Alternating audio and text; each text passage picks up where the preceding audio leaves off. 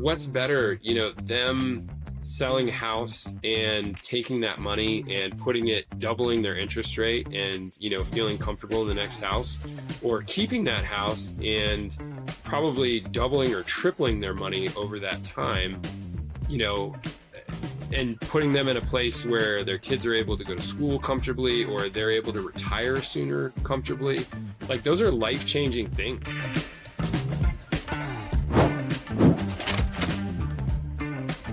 Welcome back to Life at 10 Tenths, where we inspire you to live at the pinnacle of your ability and purpose. I got Matt Benelli back with me as always, and we have a special guest with us today, which is Paul Schnaitter, which I am super excited. It's been a long time, Paul, since we've had you on the podcast, and I'm excited to have you on this podcast. You haven't been on Life at 10 Tenths yet. No, I'm excited to be back and here at 10 Tenths for the first time. So thank you for having me. Well, we're going to have some fun today, Paul. We have coached for a long time. 2016 is when I started working with you and your business, and we're going to tell a little bit about that story today, but also kind of your journey of the different things that we have worked on and you've excelled with, but also roadblocks along the way and kind of how we navigated around those. And some of them showed up as like great opportunities and turned into complete roadblocks. Yeah, talk for about sure. that. Not get too much in depth, but so with that being though, I know our listeners love knowing who you are, where you come from, where you're at. So let me give you a little bit of background, but I want you to kind of blow this up a little bit bigger. You are in Fort Collins, Colorado. You work at the group in Fort Collins, and you've been there your whole real estate career, right?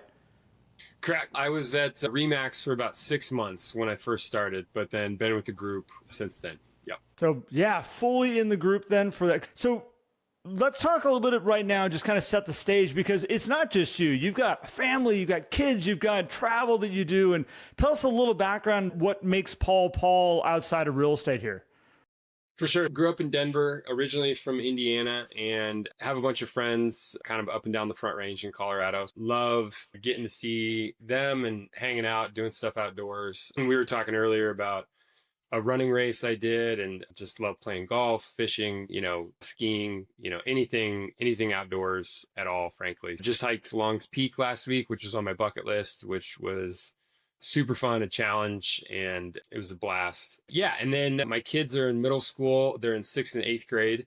So every chance I get, I like to hang out with them. So anytime that they ask me to do anything, I typically drop everything, which is actually why the mustache exists. So my daughter and I went on a daddy-daughter trip to Portland a couple weekends ago, and I had a beard right before we left, and I was shaving in the shower, and I just shaved the mustache as a joke and got out of the shower, and I went up to her and I was like, "Hey, you ready to go?" And that's disgusting. And you kept it.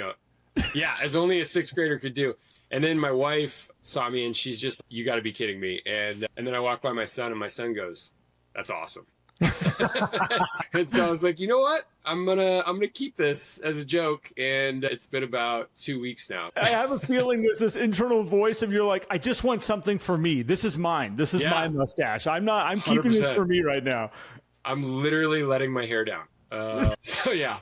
That's awesome. I mean, so you talked about fishing and hiking and all this stuff, and I know your kids just got scuba certified. You guys go and live life, and I think that's a really important thing for the listeners to understand as we're going to talk about your business and the incredible successes that you've had with your business.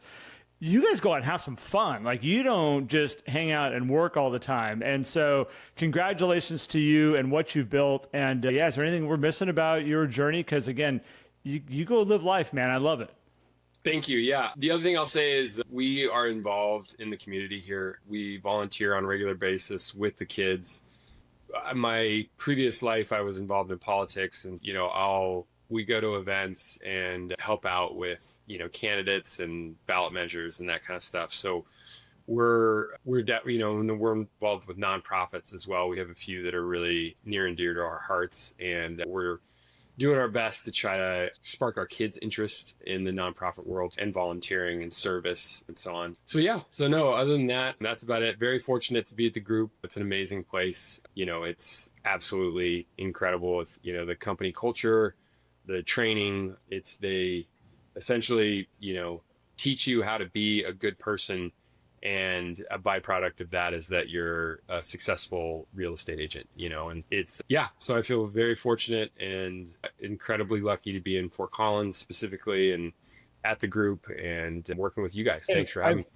I've coached a lot of groupies over the years, and I would say that is very true. Everything you just said about what the group offers and what they bring to the agents that are working there is that an incredible foundation, that it's not just about selling real estate. You guys do so much community involvement and between your family and the group. And so again, super fun, man. And so I'd love to jump right into where we started, because you came into coaching going, I'm doing all the right stuff. I feel like I'm hitting all the right pieces. I'm checking all the boxes of all the stuff I'm supposed to be doing. You're like, but I'm not seeing the referrals the way I should be seeing the referrals. And you're a prime example of somebody that I sometimes find that has a really good database. They got a lot of people, but you're not in touch with them enough.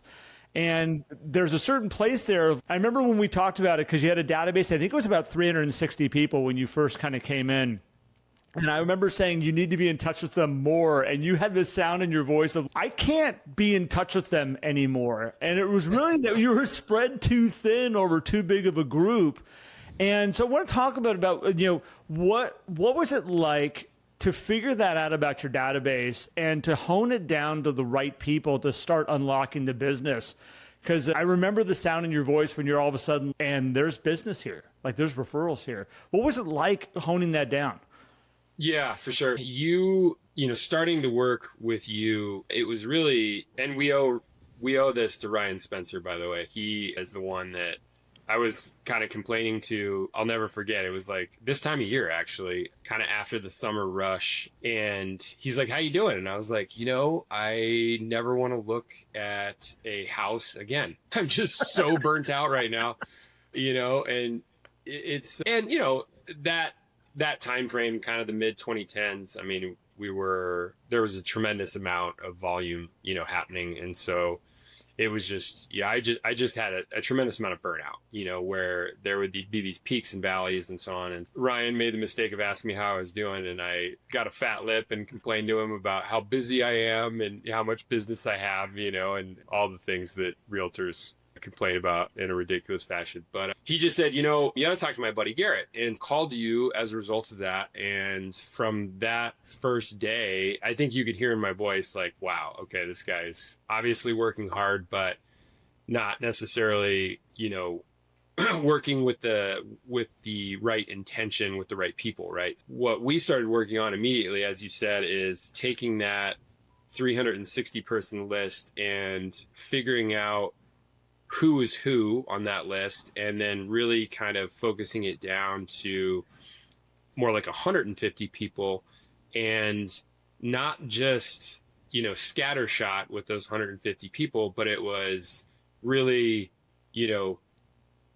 get my mind right, get my wavelength right, get my vibe right. And then at that point, once, I was sort of recuperated from being so burnt out, like really just love on those 150 people, as Andrea Schaefer would say, just love on them and have your vibe right first, love on them, and then, good things will happen. And it did. And, it was a lot more consistent and a lot less peak and valley, as you and I had talked about many times throughout that process. And there were a lot of parts that I'm leaving out about that, the tip tracker that you had me start doing, and so on and so forth. But by and large, yeah, it was just a process of going from, trying to do everything with everyone to really getting my mind right, and then focusing on, a certain subset of people. And I haven't stopped doing that. And it's continually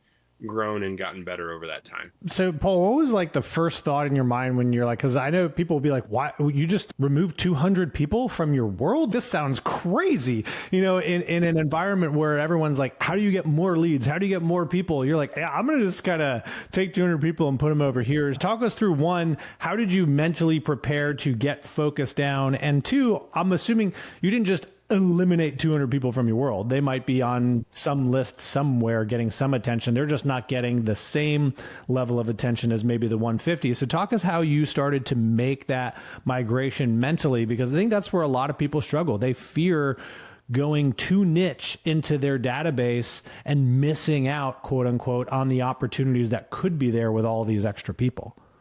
100%. That's a great question, Matt. And it's funny because as you said that, I had that same feeling in my stomach that I had, I think, when Garrett first told me that, which was, the reason I feel like I was trying to be everything to everyone was because I was in this scarcity mentality where it was like, I have to do this and I can't lose touch. It was all sort of chasing people and sort of a negative mindset leaning.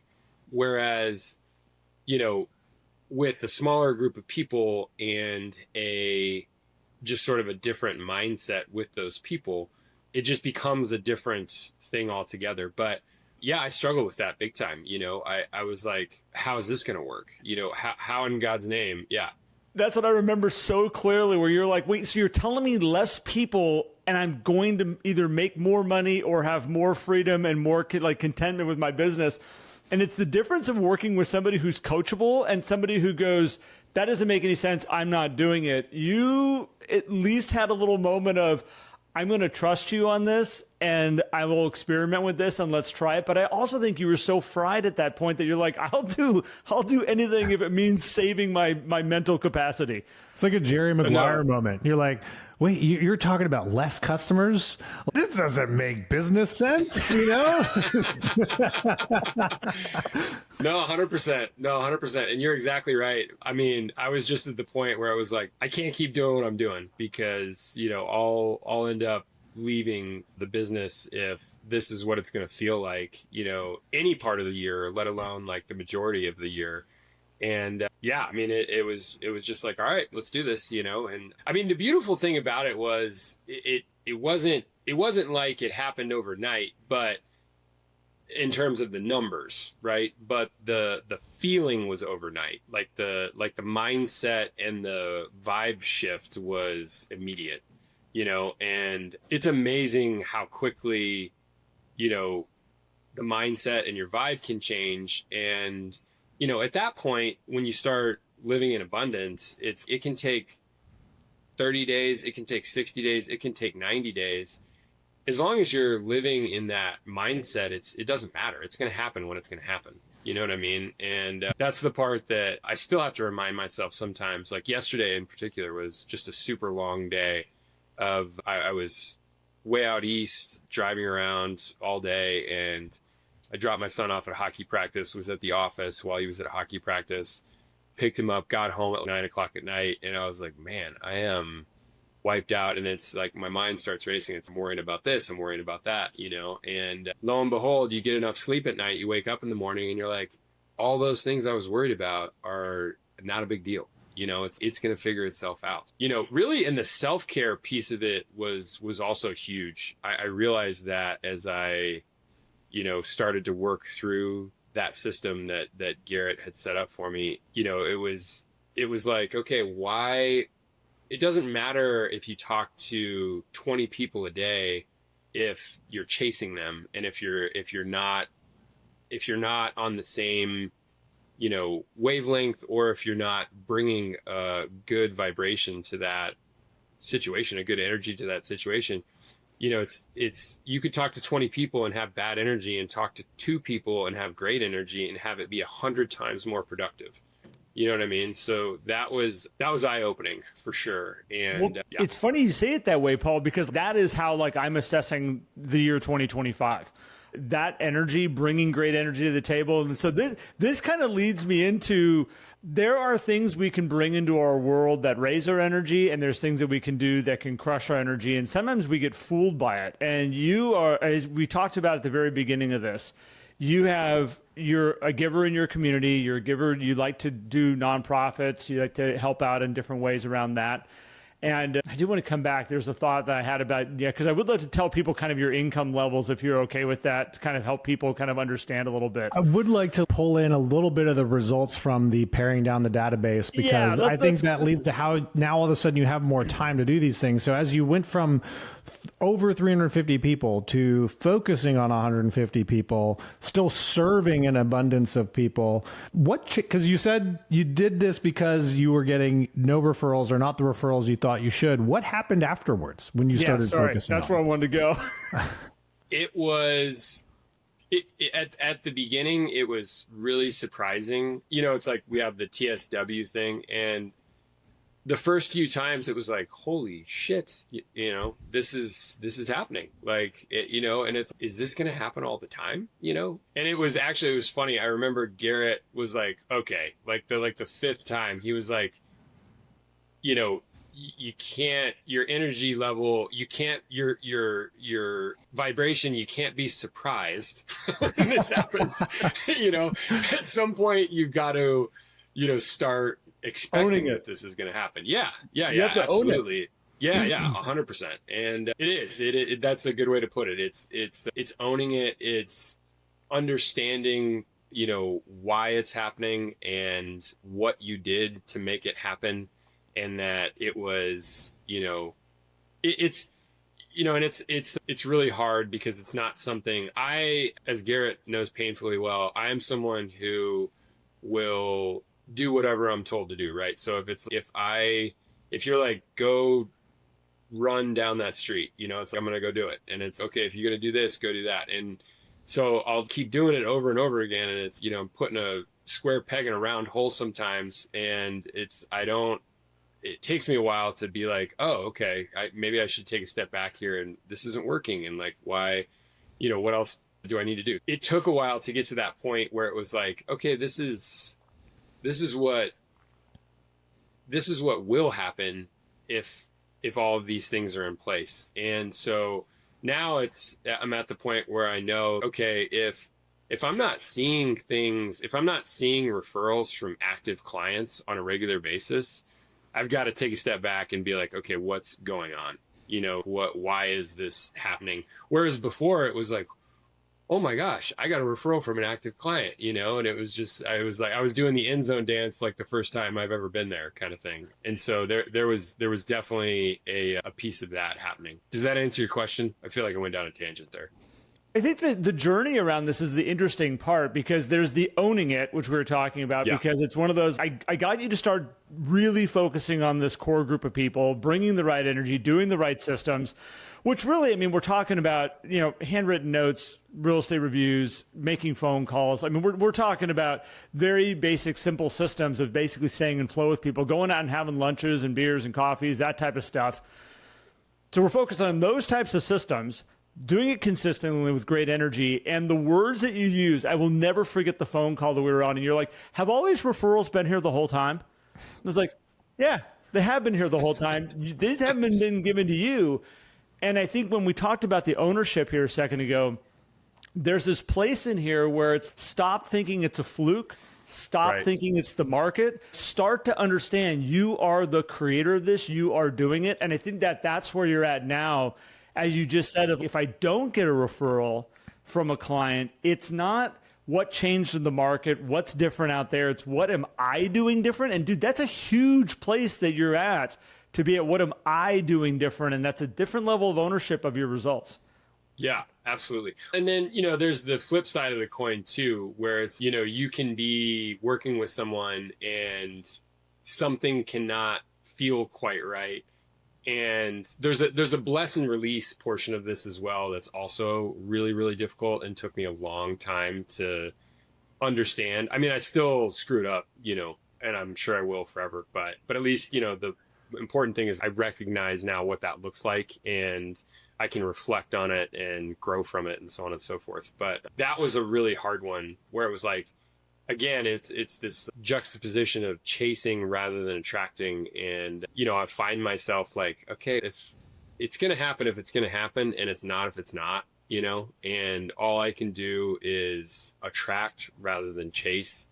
And if it's not meant to be, it's not meant to be. And that's a tough thing, I think I'm a competitive person, and I'm a 3 on the Enneagram. So that's a really hard thing for me to put the baseball bat down kind of thing. You need to stop swinging. But yeah, I mean, that was a big part of the process as well. And we talked about that quite a bit, Garrett. I think the beauty of when you're building this referral business is you still, I mean, over time as that grows and you see the results from it, I think that competitive nature does come back around for some people, in that there's a little bit more predictable results. And I think the desire to drive always sits there. So I can just kind of still make some more phone calls. I could go hammer out some more contacts. I could go do this if you don't have the replacement for it. And it sounds like what you started to do then, as your energy and time freed up because you're directly focused on this core group. We're kind of indirectly focused on everybody else, making sure they're still marketing and things that are going out. But now it's, okay, how do we replace that time that was spent just driving and burning yourself out with more things that fill you up, which leads to some of these other things, Garrett, that you were starting to get into, which is like the energy around being involved in certain things and all of that kind of stuff, getting involved with more community stuff, more nonprofit stuff. And that's kind of the exciting next step that from what I understand, what you're saying with the story has started to open up for you. Yeah, where I wanted to go with that is that, so Paul, you have an organization in town that you have followed, you've been a part of, you have supported and loved, and the organization doesn't matter, but I think we've all had this where we've had something that we have true and dear to our heart. We want to give to, we want to support, we want to be a part of. And I remember when you were leaning into this and you got a position, I believe it was on the board, you got a position there that you were so excited about. I remember being on the phone with you and you were just like, I get to be involved with this. I get to have my hands in it. I get to be, and your energy was the highest I think I've ever seen with your positioning going into that, and share a little bit about one, what that felt like being able to be part of this organization. But then we also need to share kind of the results and kind of the weird things that happened on the backside of it that maybe you didn't expect coming out of it that we had to figure out how to fix. Yeah, 100%. Yeah. And Matt, great segue. That was an exceptional segue you just made, I have to say. I mean, it just comes along with 700 plus episodes of podcasting, you know. Comes along with the territory. Yeah, it's a great question, and I mean, reflecting on that. So, a nonprofit that my family has supported for really decades and really near and dear to our heart. We're involved with it. You know, we will always be involved with it. Absolutely. It's a fantastic place. And so got invited to join the board, and, you know, it was, I mean, reflecting on it and just sort of netting it out, the whole thing. I mean, it was an ego thing for me because, and I knew better. I really knew better. And Garrett, you and I talked about, you know, it's like in your heart, you know, do you really think this is true? I had a family friend call me and be like, we need you. Like, you are the person we need because you know these people and you know these people, and there was a transition happening. And it was like, can you help us make this transition? You know, and it was like, oh my God, you know, respite care needs me, you know, I can do this, you know, and I did it. And have you guys read Of Mice and Men? Yeah. It's like a middle school book, a long time ago. Yeah, so I felt, yeah, it's phenomenal. But I felt like Lenny, where he would just squeeze things to death, you know, hugging them. And so that's kind of how it ended up happening. I was just basically didn't know when to let go and when to ease up on the hugging. And so burnt myself out, you know. It was all fine and good. I mean, it's in a great place, and still am friends with all those people and have great relationships and so on and so forth. But, you know, it just wasn't, I don't feel like I was able to, you know, really be at the highest level that I could be for a nonprofit and, you know, for an organization. And I wasn't doing the things that I'm good at doing, basically. And so as a result, it was like, okay, you know, I was really focused on it and felt like I have to make sure that this goes well and that, you know, we stay on this track and we, you know, go where we need to go with this so that we move forward. And I was really married to, you know, that I've got to make it right. You know, I have to make it happen. And so I would think about it all the time. I just invested a tremendous amount of time in it, and, developing relationships with people I didn't know, and, trying to create community around it at the board level and so on. And it just didn't, it was, it was probably the worst thing that's ever happened for my business. Like, by far the worst thing that's ever happened for my business. I just, as Garrett has mentioned a few times on our coaching calls, like my energy just wasn't good. I was not enjoying myself. I was getting really frustrated, and that has an effect, on because I cared about it so deeply. And it was not a healthy situation. That changed it's been about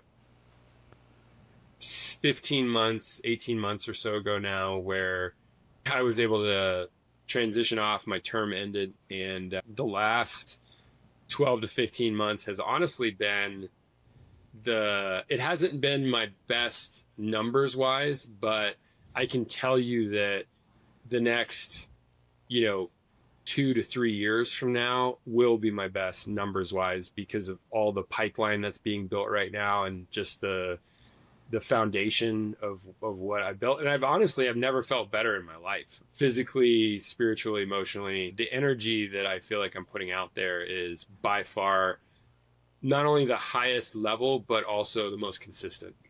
And so it's, I wouldn't call it like touching rock bottom or anything like that, but, sometimes you have to have those like situations where you're like, I got to get it together, in order to be able to be at your highest level. I think what I watched and what you said a little bit earlier was like, if you give me the bat, I'll just keep swinging. And I felt like when you were involved with that organization, you were swinging and swinging and swinging and swinging and hoping that something was going to change, something was going to happen. And there was a moment where you're like, nothing's going to change. Like nothing is going to change. And that frustration, that rock bottom place. I mean, we were having coaching calls where you were trying to figure out, like, how do I find work for my assistant? Because right now, like, my business is in the tanks. We don't have anything coming out. I got nothing on the books. And I remember I was sitting in the Home Depot parking lot. I don't usually do coaching calls from the Home Depot parking lot, but Paul, you had called me in a moment of, I need to talk to you. Like, we need to fix some energy here. And it was right around that time that you were like, it was like a countdown had started to when your term was going to end there. And the energy, and this is what I think is so important for people, understanding the energy and the commitments that we have in our world, and what are we giving our energy to? The minute you let go of that, all of a sudden you were like, I got this much business in the pipeline. I got these people come in. I've got new listings. All of a sudden, it wasn't about finding more work for your assistant to be doing and helping other people out. Because I kept telling you, I'm like, be careful, like giving her too much and let her, because you're going to need her if we can get your energy squared back around here. And people don't realize how much that will affect their business. And you have this year has been so much fun to watch you put the hammer down again and be like, all right, let's go. It's good to see you back, man. Oh, for sure. And I have to say, my favorite thing is when I get to say, I told you so to people. I relish in that. You're not going to say it to me, but you can absolutely say, I told you so, because I remember you talking about this from the beginning, and it was like, I had your voice in my head, just, be careful, because, this can take on a life of its own, and the really challenging part about that is it's like the road to hell is paved with good intentions. I mean, everyone is there to do something positive, and, you just get lost in the minutia, and you just get lost in the inside baseball politics and relationships. And I will absolutely participate in nonprofit boards again. It's going to be after my kids are out of the house for sure, because they also, the part where I was sort of maybe led astray a little bit with it was, they were like, oh, it's 2 meetings a month, it's not going to be. No, it's not. Yeah, it's maybe going to be, 3 hours a week or whatever. And it was, that might be for someone who's phoning it in, but I have a hard time phoning stuff in that I've committed to. And but you learn. Yeah, I will own the part that I took it way too seriously, I'm sure, but you know, it is what it is. Paul, I'll never say I told you, but just so you know, quietly to myself when I hang up our coaching calls, I do say it, but not to you. Yeah. Not out loud, not to you. Yeah. No. Paul, what I love about this too is it highlights the emphasis on personal priorities, because I'm sure going through that phase, it would have been easy to say, are you doing your calls? Are you doing your notes? Are you doing your reviews? Are you talking to your people? Are you doing your customer service calls? And it's, yeah, I'm doing things. But how and why are you doing those things? What is the energy you're doing those things with? And this, you had mentioned health earlier on in the conversation too. It's like these things, our mental and physical health and how we prioritize our personal world will have an impact on our business. And a lot of people forget that.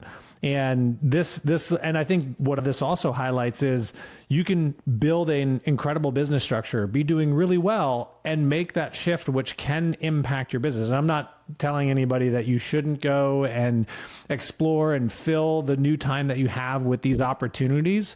But as Garrett, you said, is just be cautious as you enter into those things and see and ask yourself, how do you start to set up the guide rails for yourself from an energy perspective and a mental perspective so that you can manage all those things together? Because I would imagine, Paul, you just came home burnt out some days and you're like, I don't even want to pick up the phone, and oh, fine, I'll do it. But it was back to when your database was overloaded and you were just kind of going through the motions, right?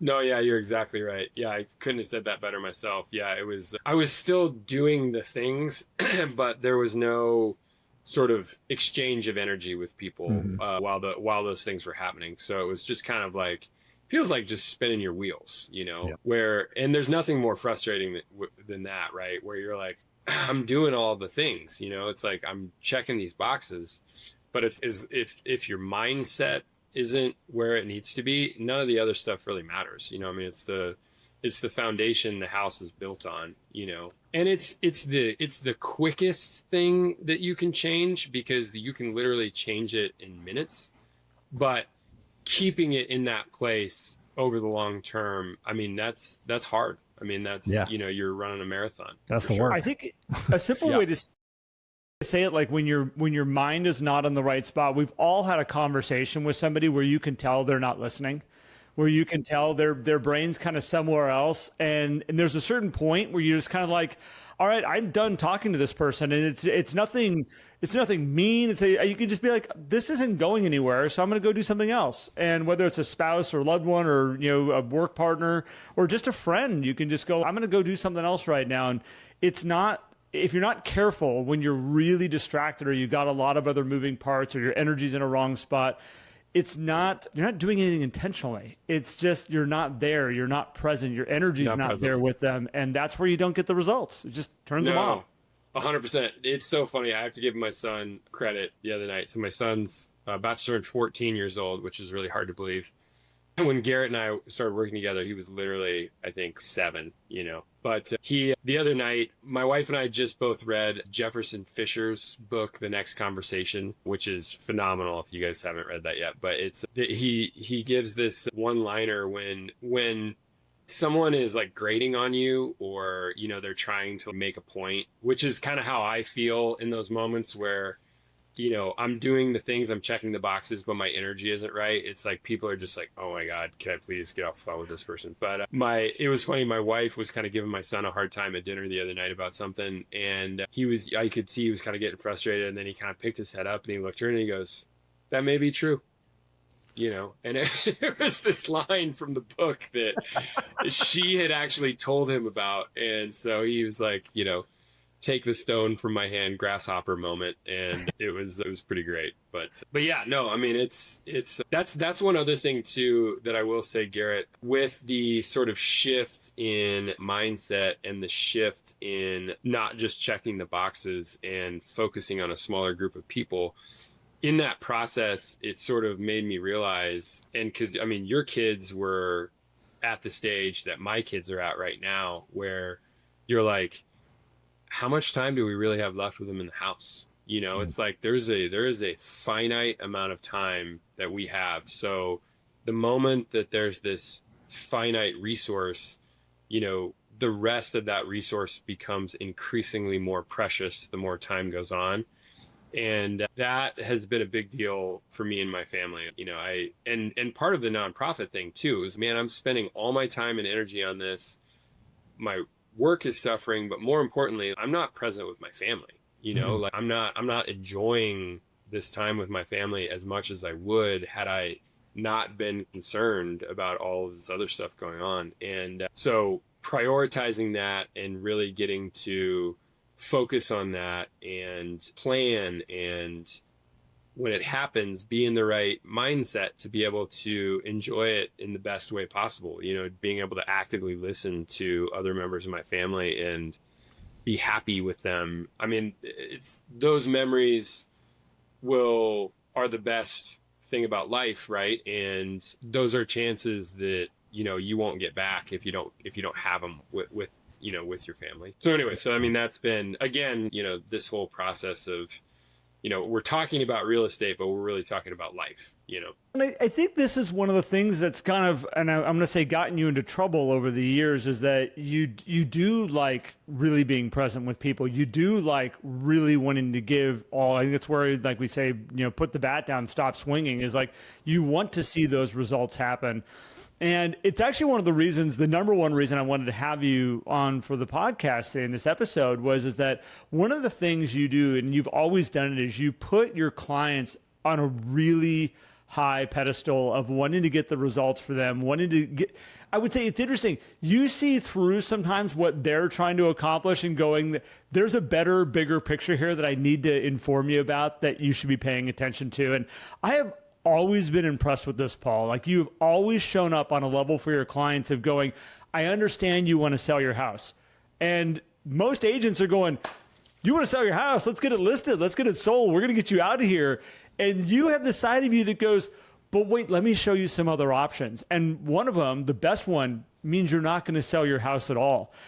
Most agents never go there. And I want to talk a little bit and go into this a little bit deeper, because where did this come from for you? Was there something that happened to you as a child? Like, what? Let's go back. Let's really dig in. What made you want to take care of people on that level that's self-serving, of not serving you, but serving them? And it goes back into everything we've talked about. Mm-hmm. Yeah. So great question. And also fantastic segue. You guys are on point this morning. Yeah. So I grew up, I'm originally from Indiana.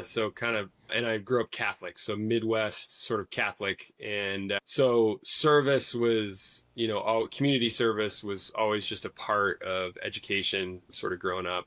And then I went to a Jesuit high school, which the motto is men for others. It was all boys when I went there. It's now boys and girls, so it's men and women for others. But we did a tremendous amount of community service projects and so on and so forth. And that was always just something that spoke to me, that I felt like I was vibrating at my highest level when I was serving others. And with real estate and how it relates to kind of what is going on professionally, we have rental properties. It's where we've chosen to invest our money. And so we know the value of rental property and compounding interest and, all those things, what that looks like. So it's very clear when people aren't aware of that, right? They look at a house as, something that costs them money. They're not looking at it through the lens of an asset. They're looking at it, through the lens of, this is something to buy or sell or trade, So when people call me and they say, we have a 2.9% interest rate on our house, we have $300,000 worth of equity, we want to get a bigger house because our family's growing, so we want to sell this and take the equity and put it into something else. And right away, these people, it's a dual income household. They have money to do this. They have other assets that, that are backing them up. So to me, I never feel good about not talking to people about keeping the house as a rental property at that point, and just at least showing them the numbers of what it looks like. Because a couple things, a lot of people don't want to have residential real estate as an asset, right? They don't, the fear of the unknown of what happens if a pipe breaks, or what happens if people start cooking meth in the house or whatever. The fear of the unknown will keep people from doing that a lot of the time. The people that have been interested enough where they've tried it, I mean, I can't tell you how many people I have that are some of our really, really good friends who our kids are about the same age, and they just sent their daughter off to Oklahoma State. They kept their last house as a rental. They're thinking about keeping this house as a rental, and sending her to an out-of-state college feels a whole heck of a lot more comfortable now because of that decision that they made, and, now I'm starting to get to the point where I'm seeing stuff like that happen, where it's just all day long, if, to me, and I meant to say this earlier a couple different times, to me, this whole industry, my career, this is a long-term, this is a decades long situation, right? So I'm not thinking about 6 months from now, 9 months from now, 12 months from now, 15 months from now. I'm thinking like 20 years from now. And if those people decide to keep that place as a rental and they end up making $500,000 as a result of that, are they more likely to tell that story and refer me to other people? Or, okay, so I made, the group made $15,000 from that sale, and I get a portion of that. Is what's more valuable, that $10,000 or the 10 referrals that happen over the next 20 years from those people? You know what I mean? And that's looking at it from a selfish standpoint.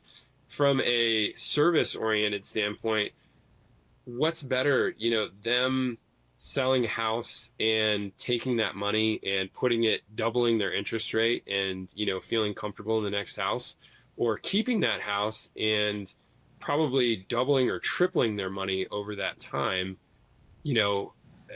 and putting them in a place where their kids are able to go to school comfortably, or they're able to retire sooner comfortably. Those are life-changing things for people. And if a lot of these people I deeply care about and are my friends, and some of them I deeply care about but choose not to spend time with them.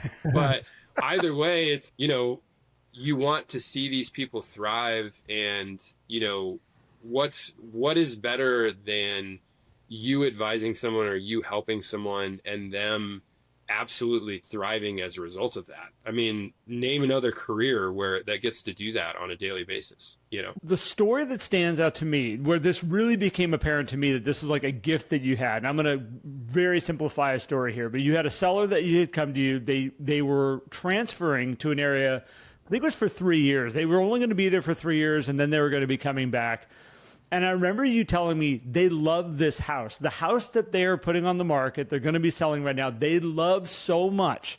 And he goes, I don't think they're going to be able to replace this house, is what you kept saying to me. I don't think they're going to be able to replace this when they come back. And you kept telling them this. You kept saying, guys, what if you kept the house? What if you put a renter in it? 3 years goes by, you come back, you remodel this house, you bring it up to your levels again, make it up to the, today's standards. And then you get to have your house back. And I was so impressed how you just kept saying, what if? I just want you guys to see this.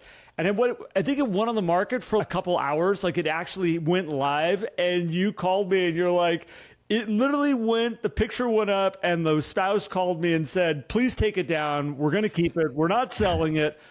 But this turned into what we built was the not sold postcard, right? Mm-hmm. Yeah. So let's talk a little bit about that, because you got a great story that then turned into this not sold postcard.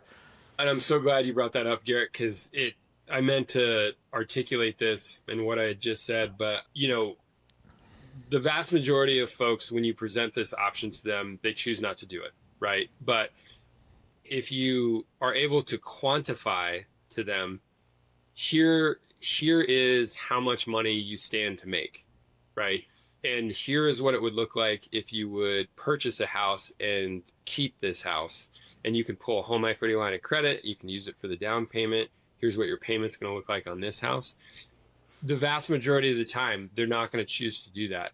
But the fact that you quantified it for them, that they feel a tremendous amount of value and they feel seen, because you're helping them with an option that they would stand to make a tremendous amount of money if they chose to take that risk, if they chose to take that challenge on. So regardless of whether they end up doing it or not, I feel like it creates a much better decision-making process for them because, they've sussed out those options and they feel much more confident now about we're just going to do this, so helping them through that. But yeah, it was great. It was a beautiful house and it's a fantastic neighborhood. It's Terry Point here in Fort Collins, Terry Lake.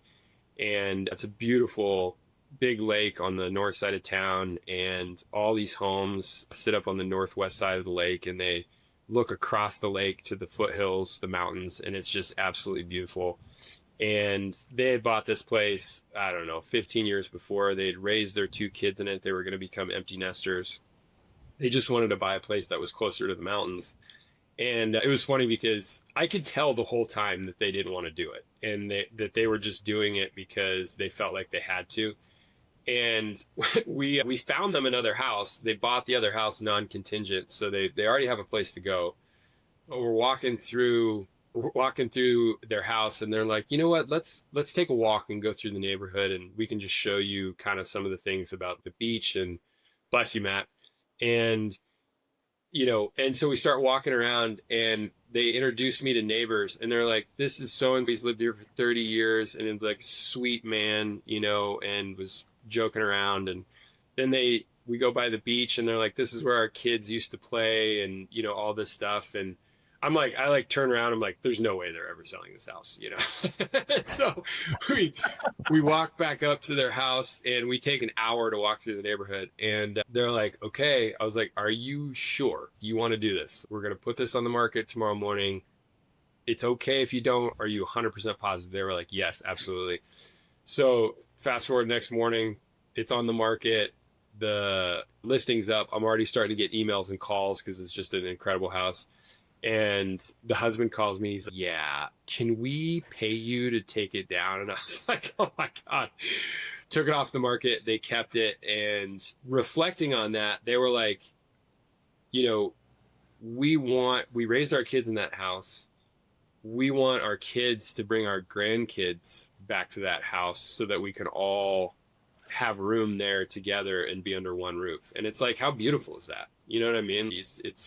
Yeah, so that ended up turning into the not sold postcard. They were willing to give a little blurb about sort of that experience with them. But yeah, I mean, that's like, why would there be another reason to do this job if you're able to help people accomplish their dreams? I mean, it's a beautiful thing.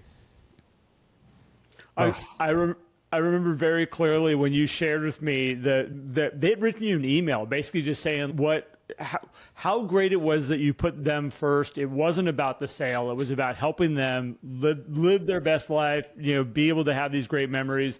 And I remember looking at you and go, do you think we could create a not sold postcard out of this? And that, I remember when you put it out and you called me and you're like, this postcard's getting more attention than any other postcard I've put out. For sure. Because it was just different enough. But it also, I think what it did is it really, truly showcased how you work with your clients and how you show up for them. That it's not about the sale. And you're talking about empowering them with information. And I think that's a part of it, Paul. I think a bigger part of it is that it really showcases that you put them over the transaction. And the transactions, as far as I've watched with you, the amount of transactions that you might have talked yourself out of have come back tenfold in the form of referrals around those people. So it's like you haven't given up any business at all. I'd say you amplified the business potentially. Not you have. No, 100%. I mean, and this is where sort of the lens that you view it from is really crucial, because it's like in the short term, 100%. I've shot myself in the foot in the short term.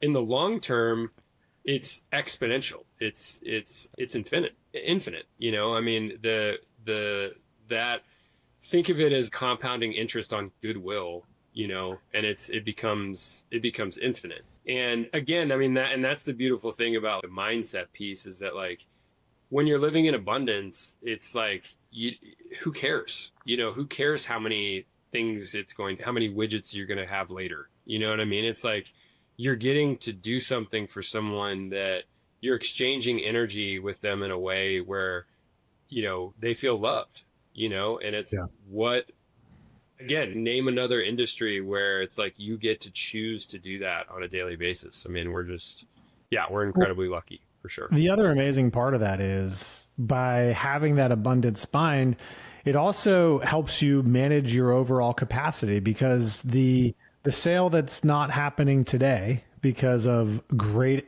advisorship frees up capacity then to help another person make a sale as well, right? And a lot of people forget that. They get so limited, and there's only a certain amount of transactions that can happen as they come to them.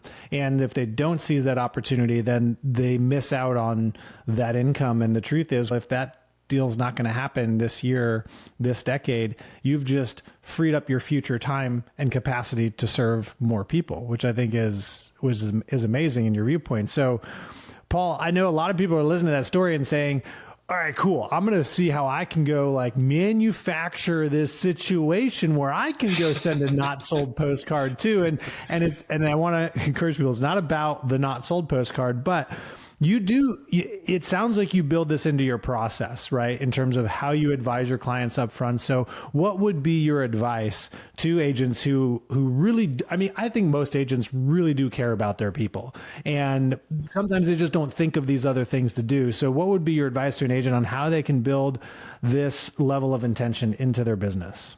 No, 100%. That's a great question. As part of the seller process meeting, the questions are in there. What's your approximate loan balance? What's your current interest rate? Have you refinanced recently? So on and so forth. You're asking all the questions to get all the information about the situation.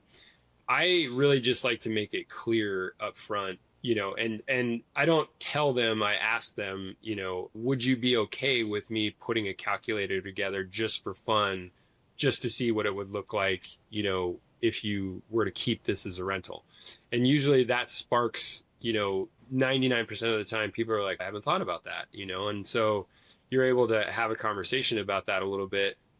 Where people have really, I think, considered it and it's helped them sort of get over that hump, get over that threshold, is the primary residence exemption, and having 3 years from the time you move out to still get the primary residence exemption if you sell it. So what that looks like is, okay, let's just try this for 12 months.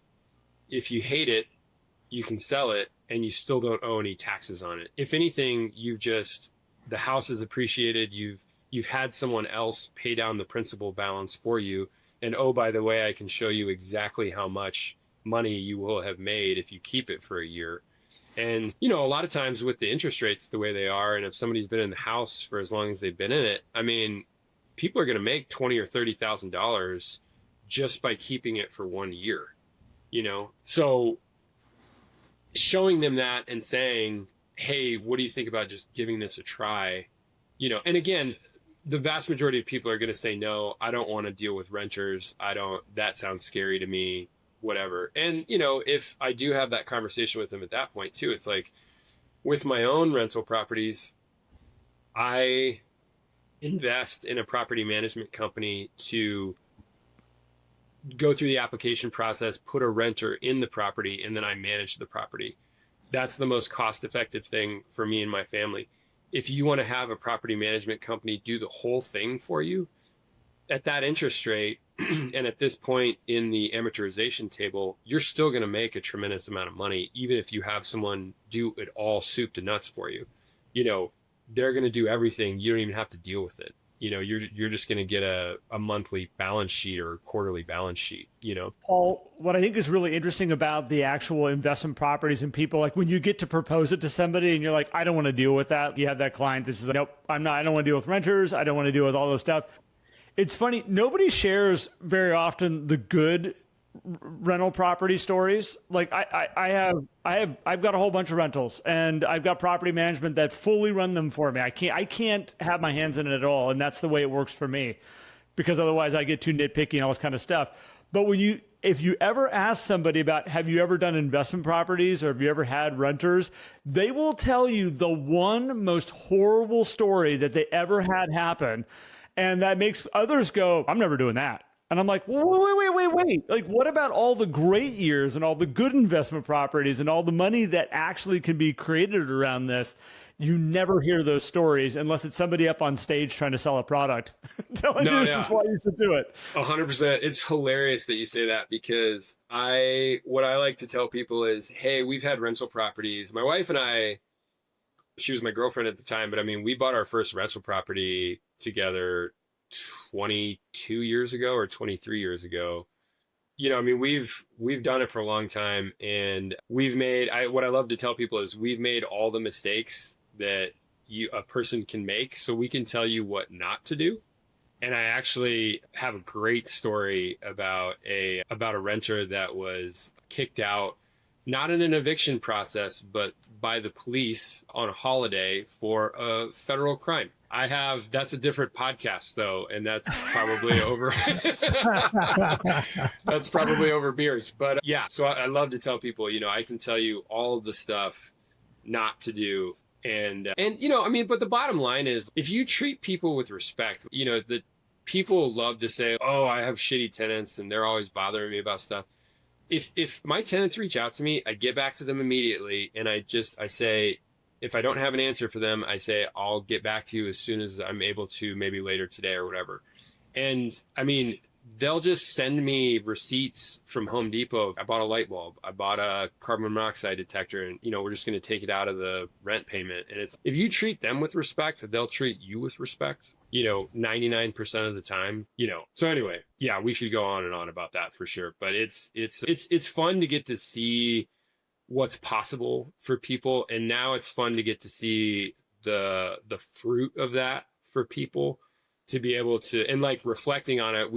I went to my buddy's daughter's graduation party earlier this year, and they're telling me about all this. And, you know, they're like, I'm like, Oklahoma State, you know, that's out of state tuition. It's not cheap, you know? And he's just, we have this money, you know? And it's just like, how beautiful of a feeling is that, to feel confident about, you know, sending your kids to college and feeling confident about retiring at some point, you know, before you're too up there. So anyway, yeah, it was just a really, really cool sort of full circle experience. I love that your energy all around all this, Paul. It's very obvious in terms of how you care first, and that comes into how you set up your business structure in order to have the opportunity to serve people in different ways if they choose to. And like you said, a lot of people choose not to go that investment path, but even that, it just shows that you're open to being their advisor more so than just being their agent and broker for a transaction, which I think is huge. I think it's huge. And I just want to say I really appreciate you for that.